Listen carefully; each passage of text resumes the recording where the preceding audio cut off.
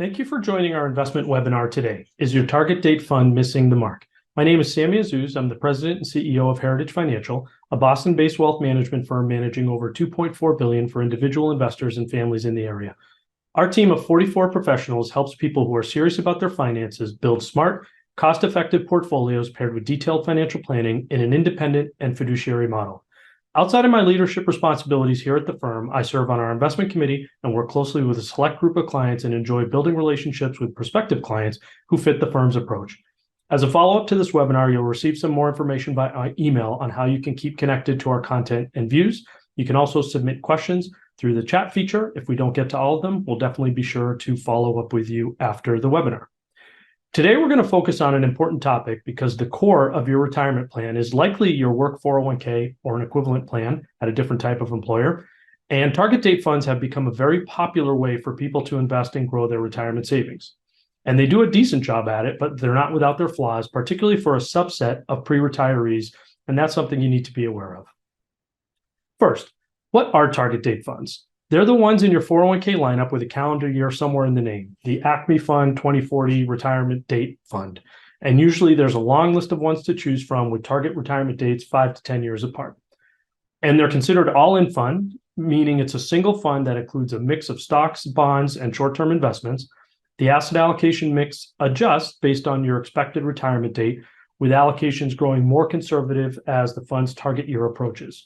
So you start work, you're 21 years old, and you think you'll retire at 65, so you pick the 2065 or 2070 target date fund, and your new contributions and any match or profit sharing money goes into there, and you've outsourced the asset allocation and investment selection to the target date provider. As I mentioned, it's an important topic because they're very popular, with 96% of the plans offering them and 83% of plan participants using them.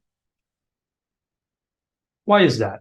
Well, for one, they've become the auto default option on many retirement plans for new participants, which is a good thing, as companies have moved more toward auto-enrolling employees in these important retirement plans and getting those participants into a target date fund instead of them not contributing at all, or if they are contributing, being in the most conservative option. Second, they're diversified. The typical target date fund will own a broad base of stocks and bonds through mutual funds. The target date fund provider rebalances for you and makes asset allocation changes to the portfolio over time to account for the fact that you're approaching retirement. So for a lot of investors, especially young investors just starting out where the funds will be growth oriented and they don't have a lot of time, interest, or ability to manage their own money, they can be great. But they also have some flaws that impact investors. First, they have predetermined glide paths. What does that mean? They've laid out for you already years and decades in advance what their asset allocation is going to be like in your portfolio. And I'm showing you Vanguard's glide path here as an example. Looking at what I said earlier, for the young investors, phase one, early career, heavy in stocks, US stocks, international, and then some US bonds and some international bonds. A decent mix, although I can quibble with why someone 40 plus years out from retirement should own any bonds. Here, the young investor should be growth oriented, and they are. But later on, as you're adding more non-stock exposure to the portfolio, they're not doing a good job building an asset allocation based on what's going on in the market environment and what future expected returns would be. We talk about our asset allocation approach often here at Heritage Financial through our blog at heritagefinancial.net and our Wealthy Behavior podcast. And as a reminder, we use capital market return assumptions to build portfolios for clients focusing on 10-year expected returns. This is what we have in place for 2023 compared to last year. It's showing just returns, but we're also looking at risk and correlation metrics as well to build the strongest portfolio we can within a certain risk profile, and then adjusting that allocation annually, not because the end client is 1 year older, but because return expectations and other expectations have changed. So look at bonds up top as a great example right here. Going back to the previous slide, we could be locked in to a predetermined bond allocation, regardless of whether bonds were attractive or not. Or if you see how unattractive bonds were in 2022 with meager return expectations, you could underweight them in the portfolio and then subsequently add more in 2023 when the return expectations grew by a few percentage points per year. See these changes: 3.3, 3.6, 2.57. That's just one example, but it's a relevant one and a timely one. You could change your exposure between US and international stocks more frequently, as well as the mix of stocks and bonds within reason.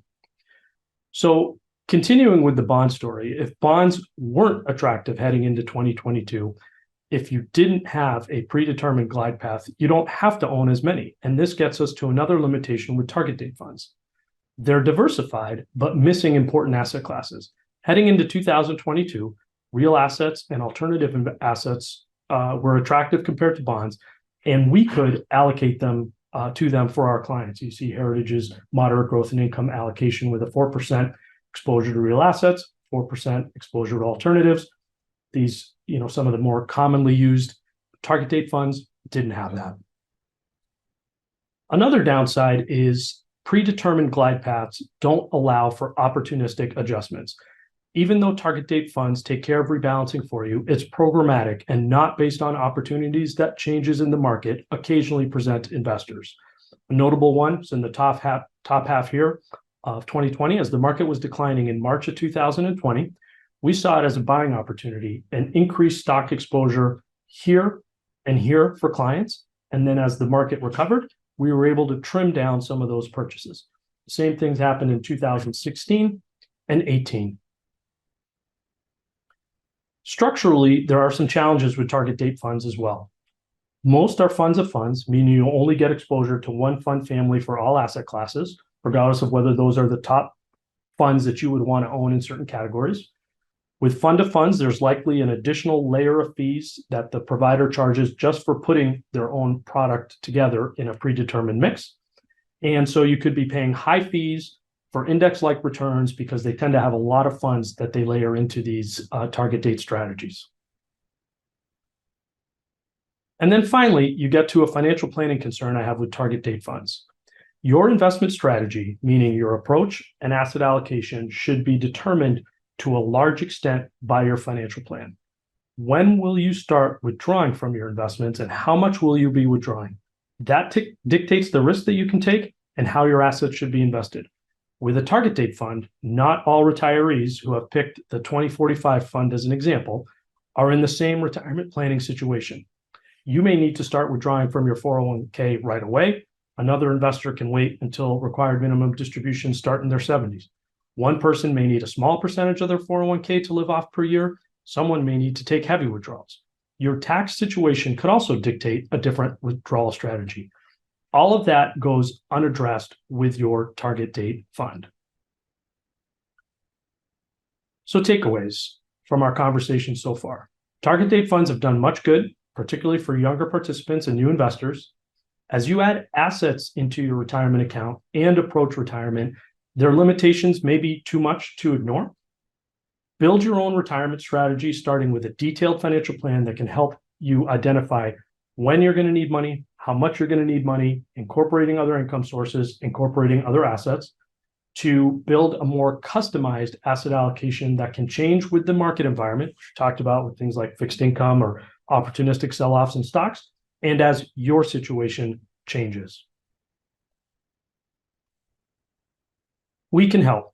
Heritage has built a detailed 3-meeting process, which we don't charge for, through which we help high net worth investors determine if we're the right long-term fit for their family's finances by learning about your goals, objectives, and financial situation, analyzing how you're currently positioned, and sharing how we would bridge the gap between where you are and where you want to be in our State of the Union meeting, which will include a detailed financial plan, as well as observations on your current investment strategy.